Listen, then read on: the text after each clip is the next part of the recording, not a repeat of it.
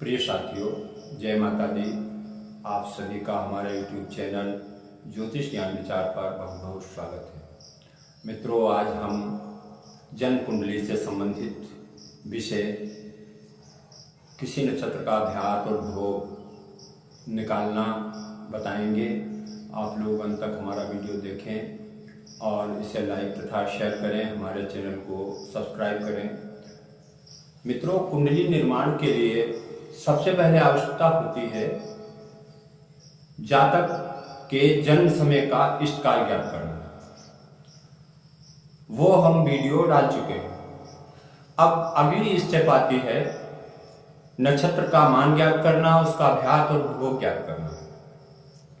तो मित्रों, सबसे पहले हम समझते हैं कि भयात क्या होता है। भयात का अर्थ होता है कि जब किसी जातक का जन्म हुआ जिस नक्षत्र में, तो वो कितना निकल चुका था और कितना शेष था। जितना नक्षत्र का मान व्यतीत हो चुका होता है उसको हम भयात कहते हैं।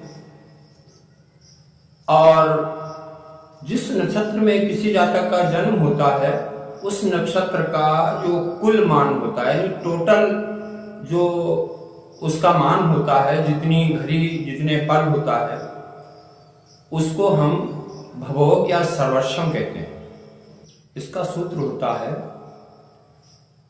कि 60 घटी यानी 59.60 लिख करके आप उसमें से गत नक्षत्र, जो जन्म नक्षत्र से पहले का नक्षत्र है, उसको आप घटा दीजिए।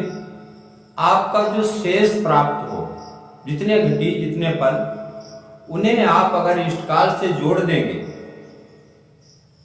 तो प्राप्त मान जो है वो भयात होगा।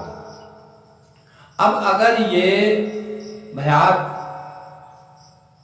67 घड़ी से ज्यादा है तो इसमें से 60 घड़ी घटा दी जाएगी। मतलब भयात जो है वो आपके भोग से हमेशा ही कम रहेगा। इस चीज का आपको ध्यान रखना है। अब हम बताते हैं कि भवोग कैसे निकालना है।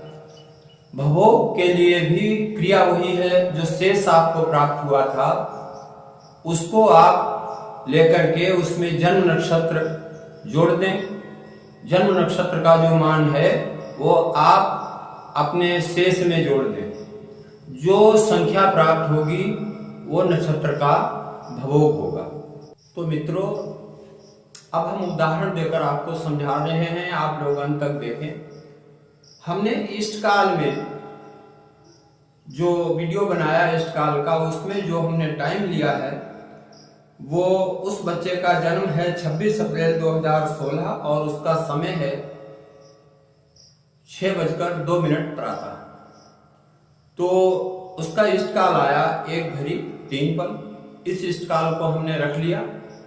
अब हम देखते हैं कि जिस दिन बच्चे का जन्म हुआ हमने पंचांग में देखा, उस दिन श्रावण कृष्ण पक्ष की तिथि सप्तमी थी, दिन मंगलवार था और जन्म नक्षत्र रेवती मिल रहा था। तो रेवती का मान इसमें 16:41 दिया हुआ है पंचांग में। आप देख रहे हैं, आपके सामने पंचांग ये दिखाई दे रहा है, इसे आप देखें। यहां लिखा है 16:41। ये तो जन्म नक्षत्र का मान हो गया। अब इससे पहले एक दिन पीछे जाएं, यानी कि सोमवार की पंक्ति में आप देखेंगे तो आगे नक्षत्र में लिखा है उत्तरा भाद्रपद और उसका घड़ी मान लिखा है 20:32 पल। तो ये गत नक्षत्र हो गया। ये 20:32 पल जो है ये आप देख रहे हैं, ये उसका गत नक्षत्र हो गया। अब हमने क्या किया कि 59.60 लिखा और उसके नीचे इसको लिख करके हमने घटा दिया। घटाने पर 59.60 से जब 20:32 पल हमने घटाया तो घटाने पर हमें प्राप्त होगा 39:28 पल। अब ये शेष हो गया हमारा ये शेष हो गया 39 घटी 28 पल। इसमें हमने अपना इष्ट काल जो पहले हमने बताया था 1 घटी 3 पल का, वो हमने इसमें जोड़ दिया। जब हमने इसमें अपना इष्ट काल जोड़ा 1 घटी 3 पल, तो योग आया 40 घटी और 31 पल। तो ये जो है ये आपका भयात हो गया। अगर ये 67 घटी से ज्यादा होता तो इसमें से 60 घटा दिया जाता। तो अब आगे देखते हैं भवोग। आप देख रहे हैं भवोग के लिए हमने क्या बताया है।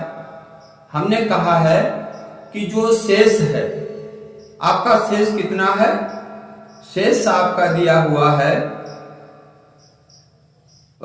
39 घड़ी 28 पल।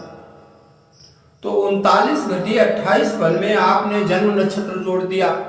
जन्म नक्षत्र आप पंचांग में देख रहे हैं रेवती है और आगे 1641 लिखा है, तो उसमें 1641 हमने जोड़ दिया तो हमें संख्या प्राप्त हुई 56 घटी 9 पल। तो ये नक्षत्र का भवोग हो गया 56 घटी 9 पल। इस प्रकार से किसी भी जातक के जन्म के समय हम नक्षत्र का भोग और भयात ज्ञात कर सकते हैं। एक चीज का ध्यान रखना है कि भयात हमेशा ही भोग से कम रहेगा। इसी के साथ हम अपना ये वीडियो पूरा करते हैं, फिर मिलेंगे। जय माता दी।